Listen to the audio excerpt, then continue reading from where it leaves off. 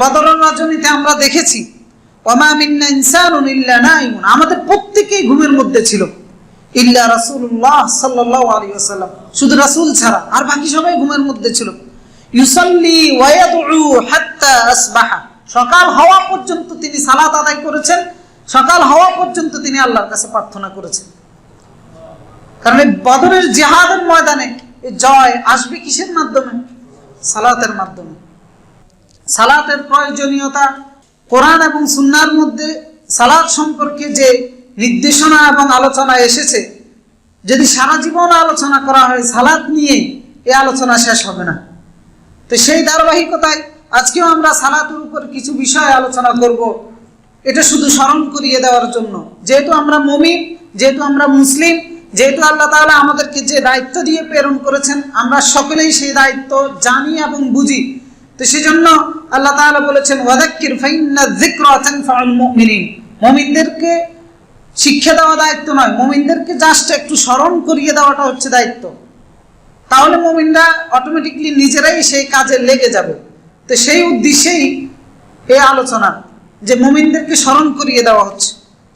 আমরা প্রত্যেকেই এর গুরুত্ব এবং প্রয়োজনীয়তা বুঝি, কিন্তু তারপরেও স্মরণ করিয়ে দেওয়ার জন্য এই বিষয়গুলোর উপর আমরা আলোচনা করতেছি। তো সালাত এমন একটা ইবাদত, এর অনেকগুলো গুরুত্ব এবং প্রয়োজনীয়তা গত সপ্তাহে তুলে ধরেছি। তা আজকে কিছু বিষয় আমরা তুলে ধরবো, যে সালাত হচ্ছে এমন একটা জায়গা, যে জায়গাটা হচ্ছে সাহায্যের একমাত্র জায়গা। আমাদের হতাশা থাকতে পারে, আমাদের দুশ্চিন্তা থাকতে পারে, আমাদের মধ্যে অভাব অনটন থাকতে পারে, এই সমস্যাগুলো সমাধান হবে কিসের মাধ্যমে? সালাতের মাধ্যমে। যত ধরনের সমস্যা আছে সব কিছুই আপনার সালাত দিয়ে সমাধান করা সম্ভব। যত বড় বিপদে আপনি পড়েন না কেন, সেই বিপদ থেকে উদ্ধার হওয়া আপনার পক্ষে সালাত দিয়ে সম্ভব। কারণ আল্লাহ তাআলা কোরআনে বলেছেন, সূরা বাকারার 145 নম্বর আয়াতে বলেছেন ওয়াস্তাঈনু বিস-সাবরি ওয়াস-সালাহ, সাহায্য প্রার্থনা করো কিসের মাধ্যমে? ধৈর্যের মাধ্যমে এবং সালাতের মাধ্যমে। বিস-সাবরি ওয়াস-সালাহ, তার মানে সমস্ত সাহায্য আসবে আল্লাহর পক্ষ থেকে ধৈর্য এবং সালাতের মাধ্যমে। যদি সালাতের সাথে সম্পর্ক থাকে, ধৈর্যের সাথে যদি সম্পর্ক থাকে, তাহলে সব ধরনের সাহায্য আসবে। এই জন্য রাসূলুল্লাহ সাল্লাল্লাহু আলাইহি ওয়াসাল্লাম হুযায়ফা রাদিয়াল্লাহু তাআলা আনহু বলতেছেন, সুনান আবু দাউদের 1319 নম্বর হাদিস, যে রাসূল সাল্লাল্লাহু আলাইহি ওয়াসাল্লাম যে কোনো বিপদ আপদ মুসিবতে পতিত হলে তিনি সালাতে দাঁড়িয়ে যেতেন। কানা নবিয়্যু সাল্লাল্লাহু আলাইহি ওয়াসাল্লাম ইযা হাযাবাহু আমরুন সাল্লা, যখনই কোনো বিপদে মুসিবতে তিনি পতিত হতেন, সাল্লা, তিনি সালাতে দাঁড়িয়ে যেতেন। অর্থাৎ ওই বিপদ থেকে উদ্ধার হওয়ার জন্য মাধ্যম হিসাবে তিনি সালাতকে বানাতেন। যেমন বদরের যুদ্ধের সময় রাসূলুল্লাহ সাল্লাল্লাহু আলাইহি ওয়াসাল্লাম সারা রাত, যুদ্ধের আগের রাত্রি সারা রাত আল্লাহর কাছে সাহায্য চেয়েছেন সালাতের মাধ্যমে, দোয়া করেছেন সালাতের মাধ্যমে। আর আল্লাহ এমন সাহায্য করেছেন, বিনা অস্ত্রে একটা বিশাল বাহিনীর বিরুদ্ধে বদরের যুদ্ধে মুসলমানগণ জয়লাভ করেছেন। সারা রাত ব্যাপী আব্দুল্লাহ ইবনে মাসউদ রাদিয়াল্লাহু তাআলা বলতেছেন যে আমি রাত্রে ঘুমানোর সময় গুনগুন শব্দ শুনতে পাচ্ছিলাম।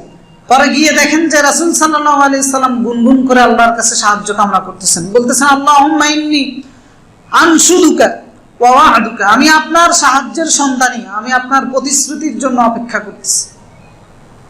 আলী ইবনে আবি তালিব রাদিয়াল্লাহু তাআলা বলতেছেন যে লাকাদ রাআইতুনা লাইলাতা বদর, যে বদরের রজনীতে আমরা দেখেছি ওমা মিন্না ইনসানুন ইল্লা নাইমুন, আমাদের প্রত্যেকেই ঘুমের মধ্যে ছিল, ইল্লা রাসূলুল্লাহ সাল্লাল্লাহু আলাইহি ওয়াসাল্লাম, শুধু রাসূল ছাড়া আর বাকি সবাই ঘুমের মধ্যে ছিল। ইউসাল্লি ওয়া ইয়াদউ হাত্তা আসবাহা, সকাল হওয়া পর্যন্ত তিনি সালাত আদায় করেছেন, সকাল হওয়া পর্যন্ত তিনি আল্লাহর কাছে প্রার্থনা করেছেন। কারণ এই বদরের জিহাদের ময়দানে এই জয় আসবে কিসের মাধ্যমে? সালাতের মাধ্যমে। রাসূল সাল্লাল্লাহু আলাইহি ওয়াসাল্লাম সারাদিন দ্বীনের দায়িত্ব পালন করে যান, দ্বীনের পথে কোরআনের দিকে, আল্লাহর দিকে মানুষকে আহ্বান করে যান। এর জন্য ওনার কত বিরোধিতার সম্মুখীন ওনাকে হতে হয়েছে, কত অপমান সহ্য করতে হয়েছে, কত ধরনের কত রকমের কষ্ট তিনি পেয়েছেন, মানসিকভাবে জর্জরিত, হৃদয়টা একবারে ভেঙে গিয়েছে। এইরকম অবস্থায় আল্লাহ তাআলা কোরআন নাজিল করে রাসূলকে সান্ত্বনা দিয়ে বলতেছেন ওয়ালাকাদ না'লাম, সূরা হিজরের মধ্যে আল্লাহ তাআলা উল্লেখ করেছেন ওয়ালাকাদ না'লাম যে আমি অবশ্যই জানি আন্নাকা ইয়াদিকু সাদরুকা বিমা ইয়াকুলুন, তাদের কথাবার্তায় আপনার হৃদয়টা, আপনার অন্তরটা ভেঙে গিয়ে সংকীর্ণ হয়ে গিয়েছে। এখন আপনার করণীয় কি? ফাসাব্বিহ বিহামদি রাব্বিক, আপনি আপনার রবের তাসবিহ পাঠ করুন। ওয়াকুম মিনাস সাজিদিন, এবং সিজদাকারীদের অন্তর্ভুক্ত হন।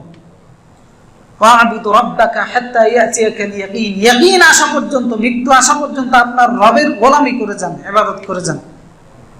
অর্থাৎ এই ভঙ্গুর হৃদয়, অন্তরের পেরেশানি, মানসিক যন্ত্রণা, দুশ্চিন্তা, হতাশা এবং অপমানের যন্ত্রণা, বিরোধিতার যন্ত্রণা, এই সব কিছু থেকে আল্লাহ তাআলা বলতেছেন মুক্তি লাভ করার একমাত্র উপায় হচ্ছে আপনার রবের তাসবিহ করুন, আপনার রবের জন্য সিজদা করুন, অর্থাৎ সালাতের মধ্যে কাটিয়ে দেন।